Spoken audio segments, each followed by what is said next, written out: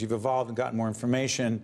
But the one thing you have not changed on is you're one of the first people, with me and my colleague, Raphael P. Roman, our great colleague, who was one of the co-anchors of Metro Focus.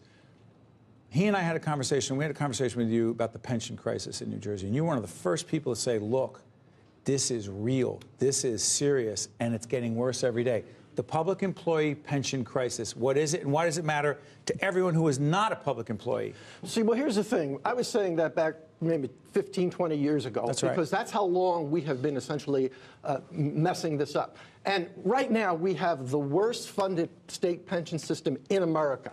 That's bad in itself. What's also bad is that most of the other pension systems, state pension systems around the country, are also in trouble because the fundamental math is not working. Everybody's heading in the wrong direction. We're there. That's a double problem for us. We have to fix the things we've done wrong, but we also have a pension system that, frankly, even if we were another state, we'd probably be in trouble, just not as much trouble. So it's a really, and it's a future problem that is here for us now. Who pays for it and when? Well, see, here's the thing. The way the system is set up right now is that there's almost unlimited liability, and basically what does that mean? What that means is that you can keep going deeper and deeper in the hole if the system isn't working, and you keep promising people pension credits. But sooner or later, the pension, well, hold on one second, but yes. Sooner or later, the bubble has to burst. So here's the thing, okay, and this is one of the reasons we're in this problem in America, is because basically, as long as there's a dollar in the trust fund to pay somebody tomorrow, politicians have kept putting off the solutions. What kind of leadership is that? Well, but you know what? You could get away with it. In this new report that I did for the Manhattan Institute on New Jersey, I traced the history, and it goes back to the Florio administration. Every administration has been doing a little. Didn't they underfund the pension? Now, here's what they did. Here's what they did during the Florio years, and I had to laugh at this. Basically, they changed a lot of the assumptions and made them more positive, including the assumption for what we were going to earn in the stock market over the next 30 years. It was they overestimated the revenue. It was the legislature. They raised it from 7% to 8.7%. Now, I've met a lot of New Jersey legislators in my time. The last thing I would do is go to a New Jersey legislature and say, "Tell me what you think the market's going to do." They did that legislation to save themselves $500 million. So now Governor Murphy, who is, as we do this program in a couple of days to deliver his budget address, we're doing this in the spring of 2018. Right now, the annual budget in New Jersey is about 36? $35 billion. $35 billion, give or take a few million.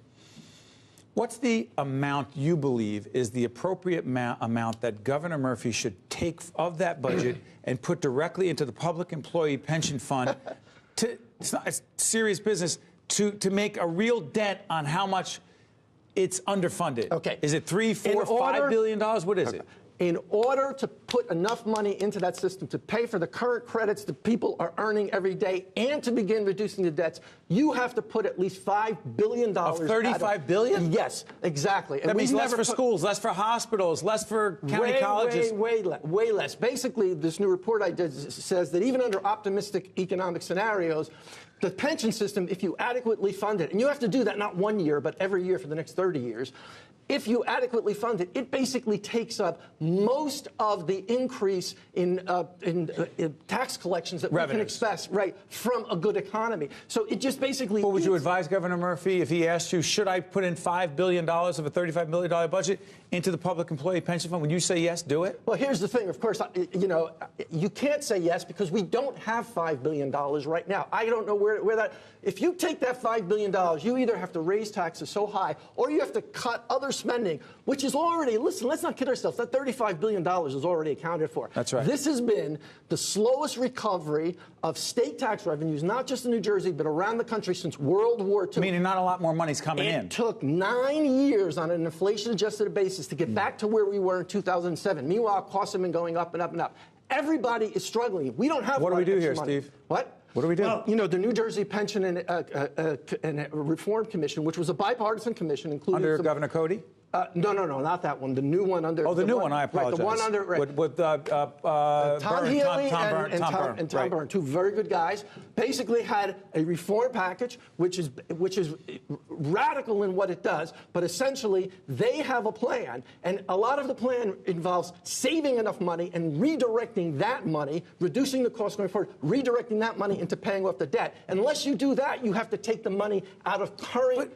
tax But, Steve, you revenue. can't, respectfully, in the time we have left, how fair is it to change the deal for public employees who made the deal and said, I expect this pension contribution, yes. I expect these health benefits? You're changing the rules in the middle of the game. No, you're not changing the rules. Here, first of all, here's the thing, okay? We work in the private sector, governed by federal law. Private sector, what the law has always been is what you have earned because of the work you have done right now is yours. However, you don't have a right for the rest of your life to keep earning pension credits at that level. Your employer could come in and say, for work you haven't done yet, we're going to change things. Steve Malanga, it's been about 25 plus years that we have been having you on.